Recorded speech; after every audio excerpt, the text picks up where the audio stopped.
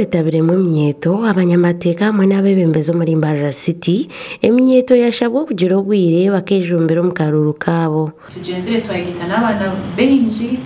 twashoma twagira ngo tukagambira electoral commission twagira ngo abantu abakunda ihanga ryabo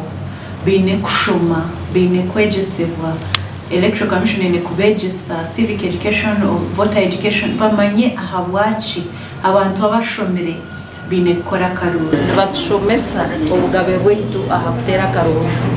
namunonga ababa teka ngo tubashire kutera karuru aho kwanikalisya bigasiba mulayini nibiteganisa kuko munyaganda wena ayino bugabe Obu hakubura imyezi ibiri kutera karuru kaba presidenti hamwe n'abajokero b'ibyanga imyeto hamwe n'abantu abari kutura mu ndembo nabo bahigwa kwejumbira mu bururobo tugonza kuterera abantu bona bagende bakome turi mu campaigns bari tukira abantu bagende bakome akaruru karayika next year mu January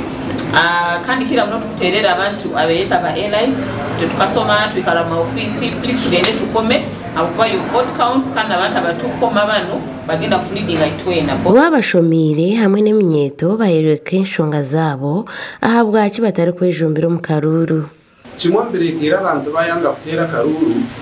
n'abantu abari mu bwebembezi kukozesa aba bantu batinda shomere batinyire cyimferwa bakabagurire koni bakabagurire mihini bakabahe sente nangwa bakabahereza na uniform z'amahe bakatera abantu babutosha politics za Uganda zibireze sente ko kurgaho zo mu district utine miliyoni 50 no kwiyongerayo ibyo rugamba tibari kumuho so no wahuye na ideology kire kuko yuje kuri yakora icyo baza kubuza ngwijana ki watsigaraki nyenda kubahamza ngo abanyambara City ngo Uganda de kuza kubaho nyenca karaha wa karuru ntwenda magara hati ntwenda magara umubire wa karuru ntwenda magara na bwanyuma ya karuru